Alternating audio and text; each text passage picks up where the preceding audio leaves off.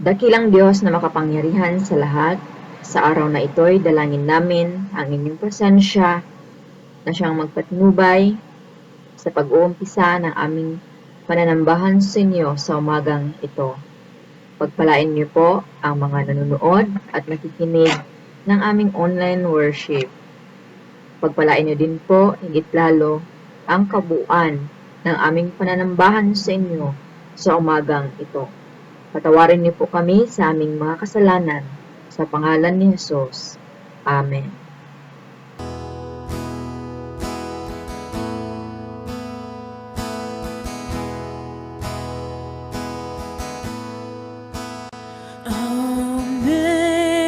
Amazing grace, how sweet the sound that saved a wretch like me. I once was lost, but now I'm found. Was blind, but now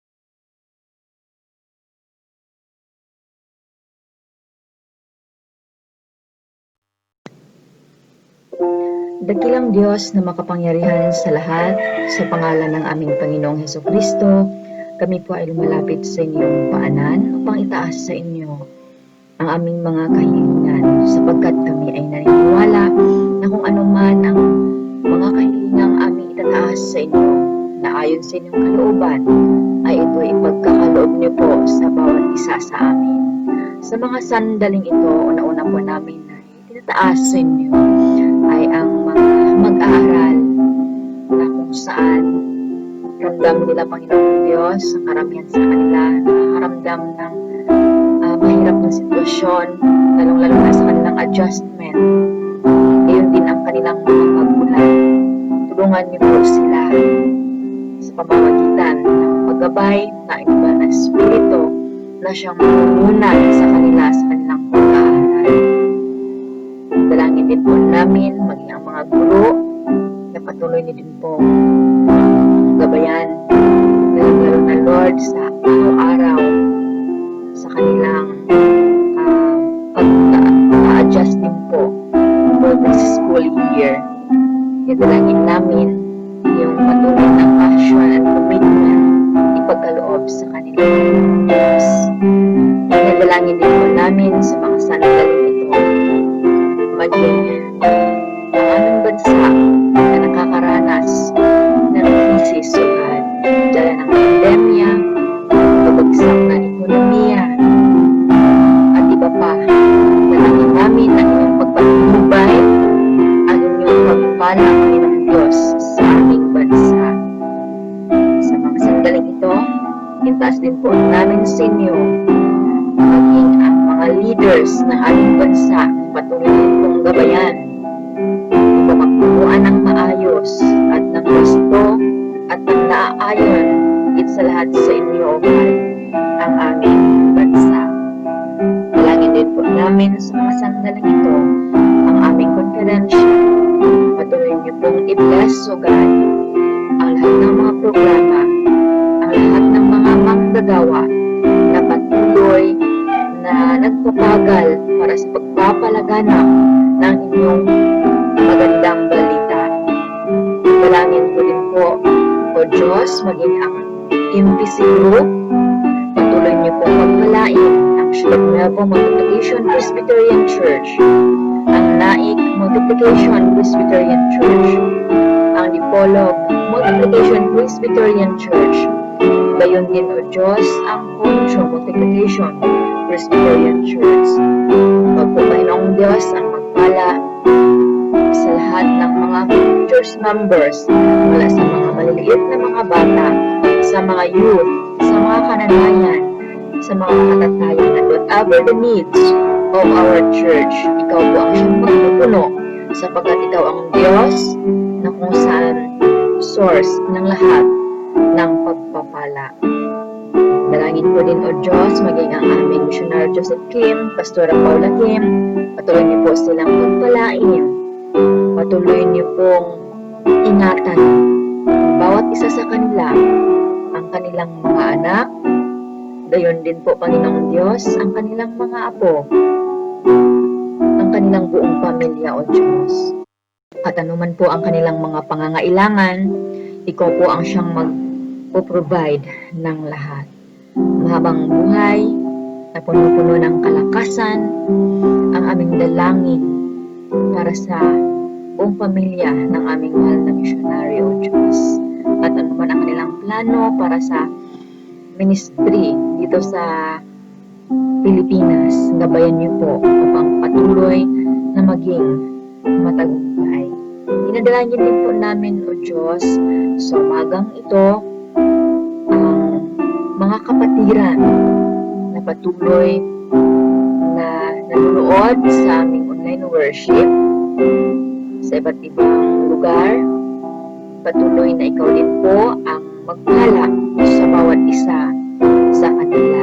Iba't iba man ang kanilang mga sitwasyon, iba't iba man ang kanilang mga suliranin, mga pangangailangan. Ikaw po ang Diyos na lumabay at magpupuno sa lahat ng pangangailangan. Pagpalain niyo po ang bawat isa sa amin sa pangalan ng aming Panginoong Jesus. Amen.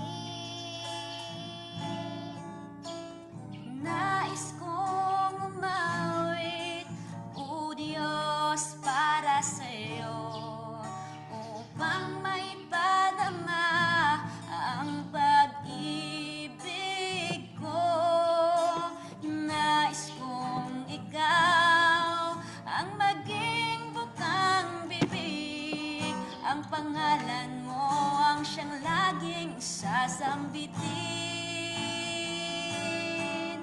Hanggat mayroong himig, hanggat ako ay mayroong tinig, aawitan ka, pupurihin ka, pagkat mahal kita, pagkat mahal kita.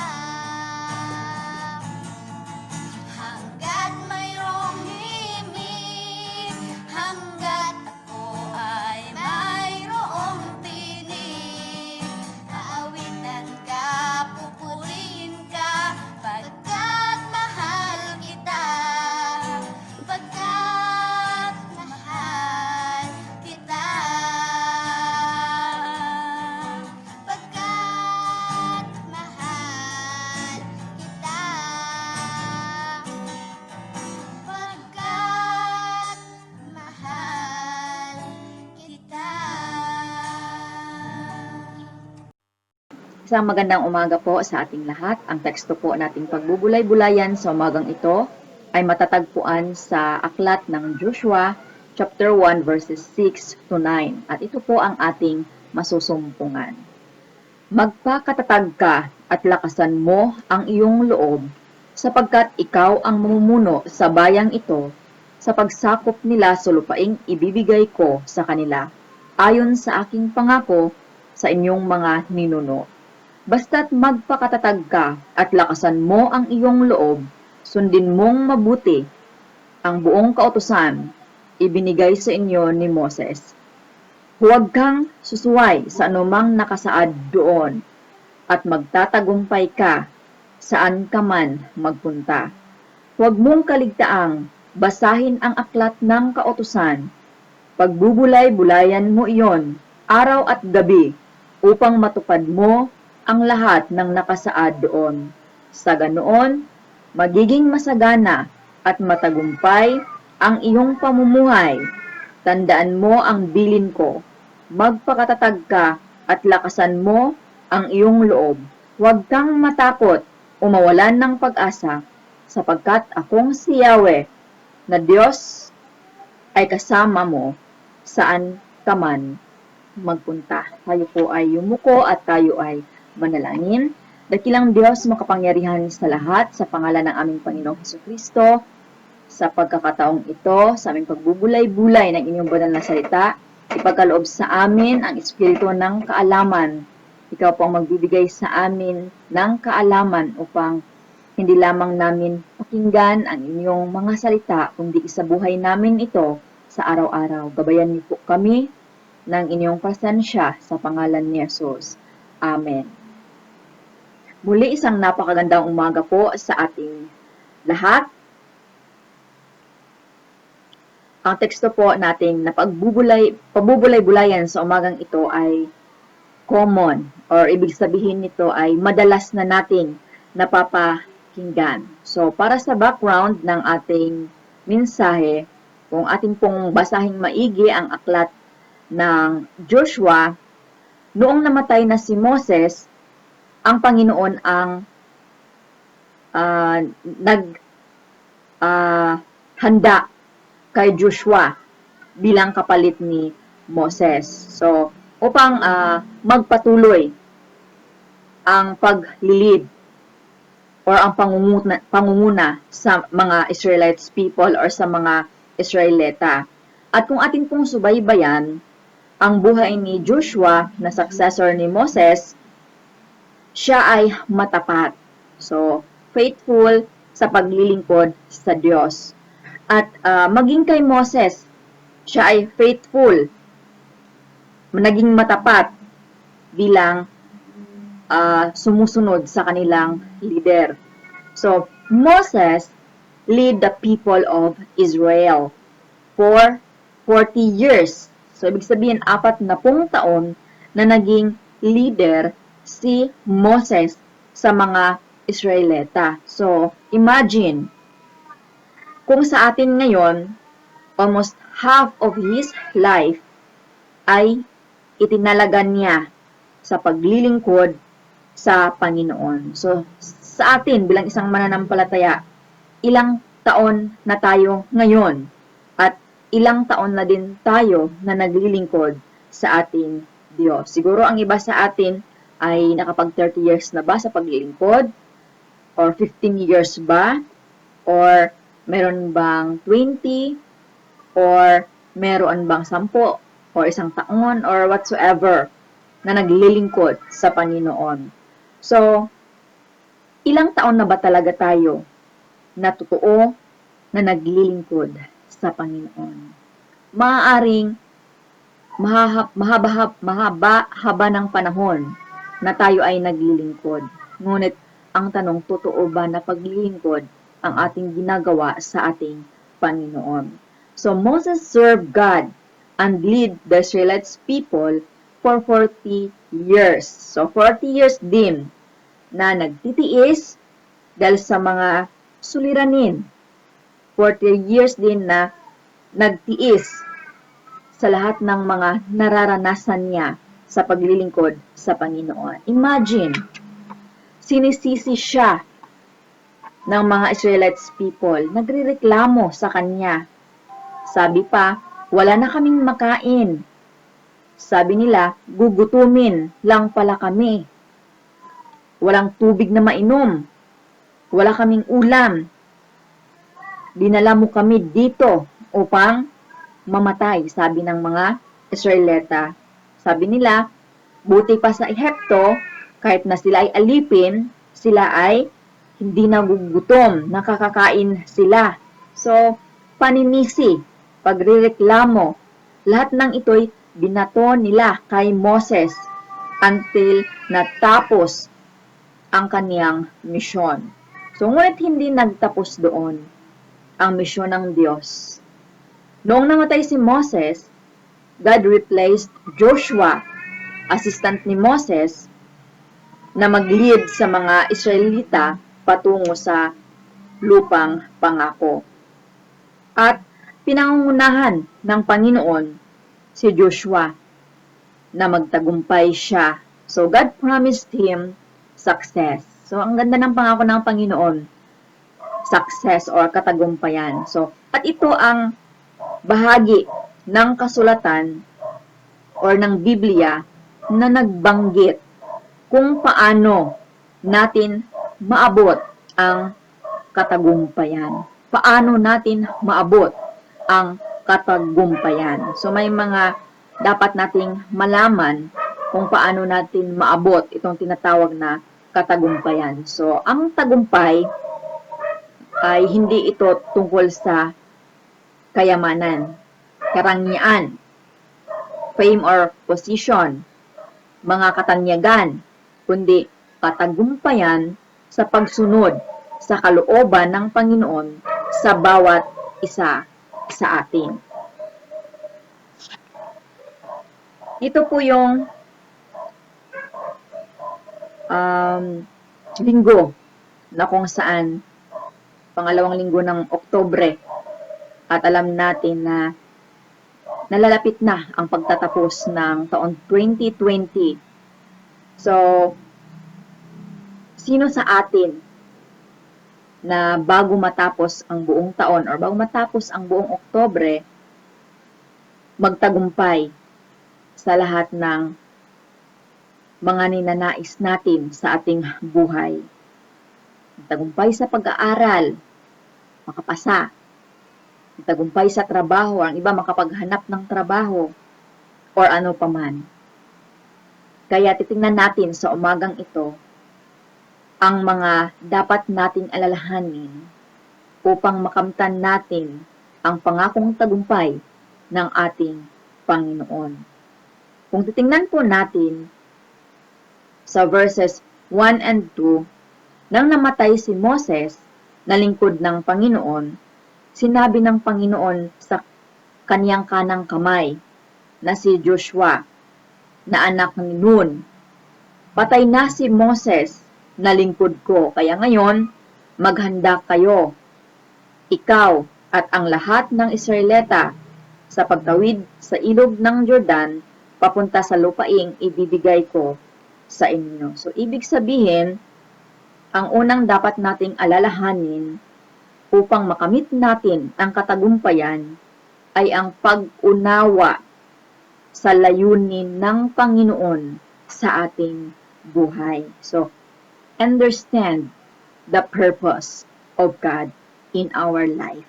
So, nung sinabi ng Panginoon kay Joshua, you and all these people get ready to cross the Jordan River into the land I am about to give them. So, Joshua did not argue with God as Moses had done over 40 years. Hindi nakipagdiskusyon si Joshua sa Panginoon. Aba, Panginoon, bakit ako? Ako'y assistant lamang. Ba't ako yung mangunguna sa mga taong ito? So, hindi yan yung sinabi ni Joshua nung siya yung inappoint ng Panginoon na mag-lead sa bayan ng Israel. So, siya ay sumunod dahil alam niya na may layunin ang Diyos sa kaniyang buhay. So, God has an ultimate purpose in His life. Tulad din sa atin, ang Panginoon, ang lahat ng pangyayari sa ating buhay, mula nung tayo ay bata pa hanggang ngayon, dumaan tayo sa mga pagsubok, kasaganaan, minsan sa kagalakan, kalungkutan, minsan nawawalan tayo ng pag-asa, nakaranas tayo ng kahirapan at iba pa. Ngunit ang lahat-lahat ng iyon ay alam at pinahihintulutan ng Panginoon dahil may layunin siya. Ang Panginoon may layunin sa lahat ng ating pinagdadaanan. So, try to go back what had happened from your life mula January hanggang Oktubre. Diba? Mayroong mga pagsubok, ngunit hindi tayo pinababayaan ng ating Panginoon. So, kung isipin mo ang lahat ng nangyayari, masasabi ba natin na ito'y layunin ng Diyos? Walang pangyayari na hindi alam ng Diyos sa ating buhay. Lahat na nangyayari, may layunin ang Diyos. Tayo ay narito, sama-sama, kahit na tayo ay galing sa iba't ibang lugar. Pinagtagpo dito sa Concho Multiplication Presbyterian Church sa iisang layunin, ang magkaisa at magtulungan sa gawain ng ating Panginoon sa lugar na ito. Hindi aksidente ang dumating tayo sa lugar na ito. Ito'y plano na ng Diyos. Ang sa atin lamang ay sumunod tayo sa Kanya ng may buong puso. Pangalawang dapat nating alalahanin upang makamit natin ang tagumpay, hindi lang alamin natin yung layunin ng Diyos sa ating buhay. Pangalawa, magtiwala tayo sa pangako ng Diyos. So, have faith in God's promises. Kaya nga sa verses 3 and 4, ito po yung pangako ng Diyos sa kanila, ibibigay ko sa inyo ang lahat ng lupaing mararating ninyo. Yun yung pangako ng Diyos. So how about us? Ano ang pangako ng Diyos sa bawat isa sa atin? Huwag kayong mangamba, sabi ng Diyos, kung ano ang inyong susuotin, ano ang inyong iinumin. Dahil kung binigyan kayo or tayo ng Diyos ng buhay, siguradong ibibigay din niya ang lahat ng pangangailangan sa buhay na ito. Ngunit ano nga ba ang response natin sa panahon? Example, pag nawalan tayo ng bigas, minsan biglang nangamba tayo agad. Or di kaya, kahit may kinakain pa tayo, namumblema na tayo kung ano na ang susunod na isasaing. So, God knows everything in us, even the small needs that we have. So, I will never leave you. Hindi tayo iiwan ng Panginoon. Hindi kita iiwan, hindi pababayaan. Ngunit minsan, Lalo na kapag ang mundo ay para bang against sa atin, na parang wala tayong kakampi. Feel natin na malungkot at minsan tayo natatakot, atin pong alalahanin ang pangako ng Diyos. Hindi tayo niya pababayaan, hindi niya tayo iiwan. Kinakailangan lamang, mga minamahal kong kapatid sa Panginoon, ang magtiwala sa kanyang pangako. Ay nga ayon sa Hebrews chapter 11, hindi makapagbigay lugod sa Diyos ang taong walang pananampalataya, dahil ang sinumang lumalapit sa Kanya ay dapat maniwalang may Diyos na siyang nagbibigay ng gantimpala sa mga taong humahanap sa Kanya. Kamusta po ang ating pananampalataya, mga minamahal kong kapatid? Unawain natin ang layunin ng Diyos. Magtiwala sa Kanyang pangako. At pangatlo, alalahanin natin na kasama natin ang Diyos. Sa verse 5, walang makakapanig sa'yo walang makakapanaig sa'yo habang ikaw ay nabubuhay. Magiging kasama mo ako gaya ng pagsama ko kay Moses. Ito ang pangako ng Diyos kay Joshua at hindi lang sa kanya, pati na rin sa bawat isa sa atin. Ang mahalaga ay ang sisiguraduhin natin na ang banal na Espiritu ng Diyos ang manahan at kikilos sa atin dahil ang presensya ng banal na Espiritu ay may kagalakan, kapayapaan sa kabila ng ating mga nararanasan. Hindi lang yan, kahinahunan. Calm lang tayo. Hindi ka madaling magalit o maiinis dahil ang nagkontrol sa temper natin ay ang banal na Espiritu ng Diyos at hindi lang yan, ang presensya ng Diyos sa bawat isa. So ito po yung magturo sa atin upang di tayo magkasala laban sa Diyos maging sa ating kapwa. Dahil minsan, hindi natin nakakamtan ang tagumpay dahil tayo ay nagkasala. Ito na sana ang plano ng Diyos, ngunit hindi natin nasunod. Bakit? Dahil ang mas nasunod natin ay ang ating mga plano. Kaya dapat nating alalahanin ang presensya ng Diyos upang tayo ay magtatagumpay. Sa lahat ng mga pagsubok, hindi tayo nag-iisa. Kasama natin ang Diyos na mas higit na nagmamahal sa atin. At ang pang-apat na dapat nating pakaalalahanin upang makamit natin ang tagumpay bilang isang mananampalataya. Magpakatatag ka at magpakatapang. Sabi sa verse 7, be strong and courageous. Kung tayo lamang sa ating sariling kakayanan, kahit pa sabihin nating matapang or matatag tayo sa pagharap ng suliranin or pagsubok sa buhay, kung wala tayong Panginoon, hindi tayo makatayo. Ito'y dahil sa tayo ay mahina. Kahit matagal na tayo sa pananampalataya, hindi maiiwasan na minsan nanghihina tayo at umaabot paminsan sa punto na gusto na nating sumuko dahil sa mga pagsubok.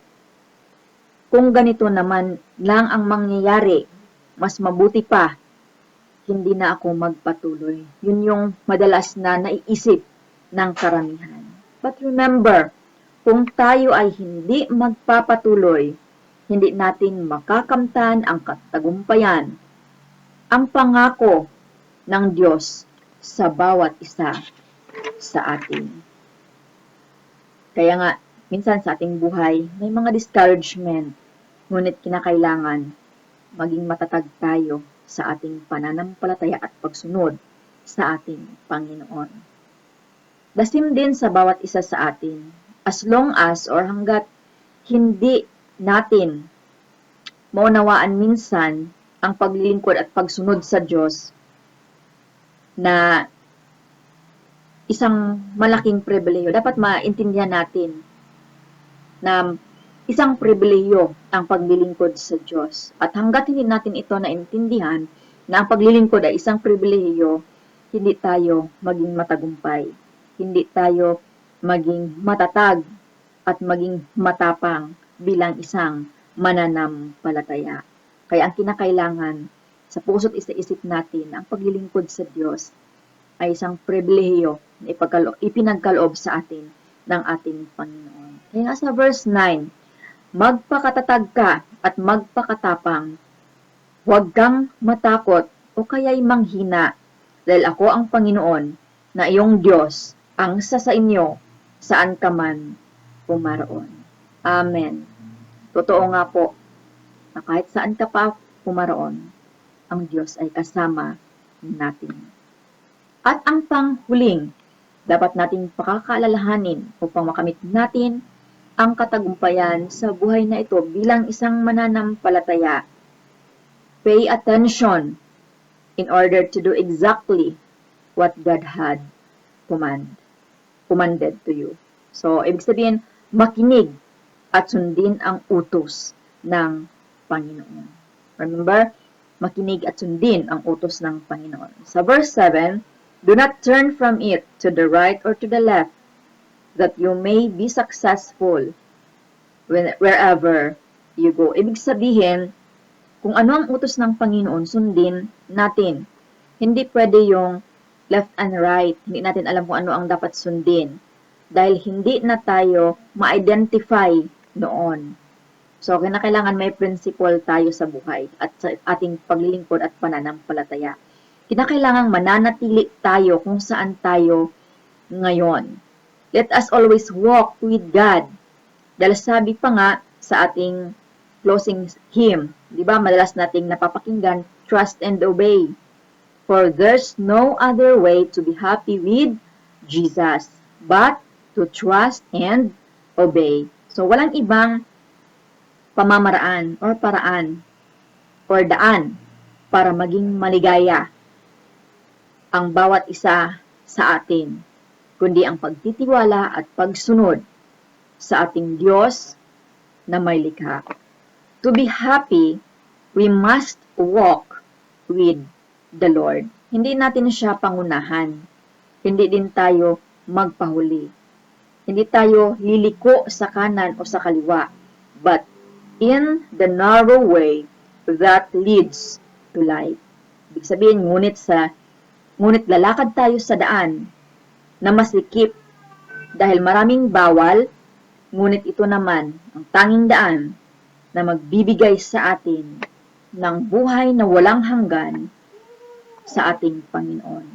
Nakakalungkot lang minsan, mga minamahal kong kapatid, dahil mas marami ang pumili sa daan na malawak. Bakit? Free. Free ito. Walang bawal. Lahat pwede mong gawin. But it leads to destruction. Kaya nasa sa atin na ang tinatawag na utos ng Panginoon. At nasa atin din ang pagsunod kung paano natin ito sundin. So verse 16 to 17, ibinigay ni Joshua ang utos ng Panginoon sa mga Israelita. Sumunod sila sa kalooban ng Diyos sa pamamagitan ng pagsunod nila sa kay Joshua bilang kanilang tagapanguna. At si Joshua, kita naman natin, nagtagumpay. Ibinigay sa kanila ang lupang pangako. Kaya mga minamahal kong kapatid sa ating Panginoon, alam ko ang lahat sa atin ay nagdanais na maging matagumpay sa buhay na ito, higit lalo sa lahat ng aspeto ng ating buhay, sa physical, sa mental, higit lalo sa spiritual. Atin pong alalahanin. Let us follow the will of God and surrender everything to Him. Because God, whom we serve, deserve our commitment. Submit natin sa Panginoon ang lahat. At alam ko na i-renew niya ang ating kalakasan at i-renew din natin higit sa lahat ang ating pagtatalaga sa Kanya sa ating mga buhay. Sa pamamagitan na unawain natin ang layunin ng Diyos sa ating buhay, ang magtiwala tayo sa Kanyang pangako, ang alalahanin natin na sa lahat ng panahon ng ating buhay, ang presensya ng Diyos ay nasa atin. Atin din pong pakalalahanin na tayo maging matatag, magpakatatag, at magpakatapak sa ating pagsunod sa Diyos, at higit sa lahat, gawin natin kung ano yung ating napapakinggan mula sa banal na salita ng ating Panginoon.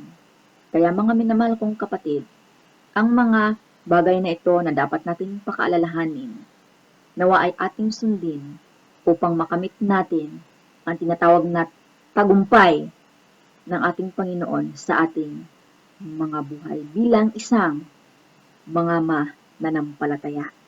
Sa pangalan ng Ama, ng Anak, at ng Diyos Espiritu Santo. Amen.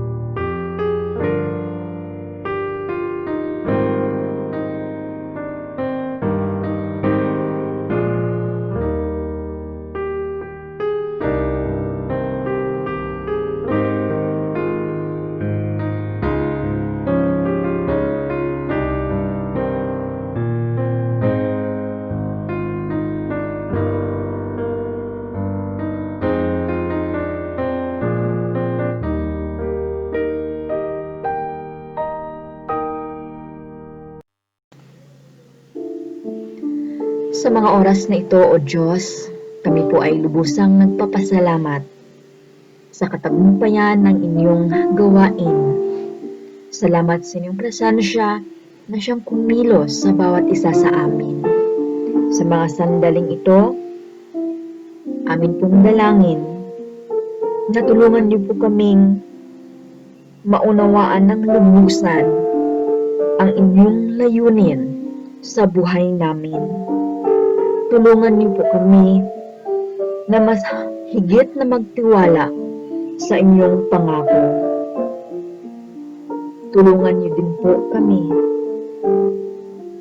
na sa araw-araw sa aming buhay, palagi naming alalahanin na ika'y kasama namin, na ang inyong presensya ang siyang kumikilos gumagabay sa bawat isa.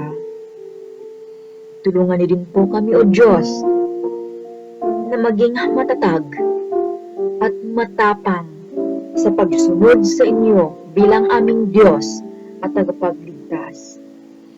Tulungan niyo din po kami, O Diyos, na hindi lamang namin basta pakinggan ang inyong mga salita, kundi higit sa lahat, isagawa namin ito ng may buong puso, may buong pagpapakumbaba, na tanggapin ang mga aral at sundin ito ng may buong puso. Sa mga oras din ito, dinadalangin ko din po, O Diyos, ang mga kapatiran na may mga karamdaman. Patuloy na igawad sa bawat isa sa kanila ang kagalingan na nagmumula sa inyo. Ikaw, O Diyos, ang aming inaasahan. Sa inyo namin inilagak ang aming pag-asa, na walang ibang natatanging dakilang manggagamot maliban lamang sa inyo. Sa mga sandaling ito, dalangin din po namin maging ang mga kapatiran na may mga mabibigat na pinapasan. Patuloy na ikaw ang kumilos, patuloy na ikaw ang magabay, patuloy na ikaw ang magturo sa bawat isa, na ang lahat ng mga pasanin sa buhay ay kayang-kaya namin dahil kasama ka namin sa kabila ng mga ito. Patuloy ko din pong inilapit sa inyo ang mga kapatiran na nangangailangan ng pinansyal at material. Lord, ikaw ang source ng lahat ng pagpapala. Kaya kami ay nagtitiwala na naman ang mga pangangailangan ng inyong mga anak. Ikaw ang Diyos na siyang mag-supply ng lahat. Sa mga oras din ito, dinadalangin ko din po na ang buong linggong darating, kami ay inyong pagpalain sa kalakasan, kalusugan, pag-iingat na nagmumula sa inyo.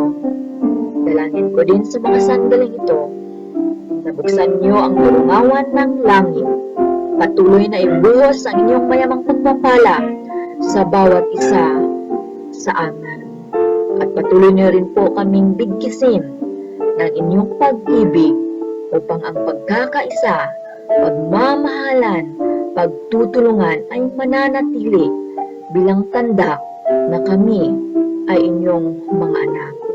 Sa iyo ang pinakamataas na papuri, pagsamba, pasasalamat sa pangalan ng Ama, ng Anak, at ng Diyos Espiritu Santo. Amen.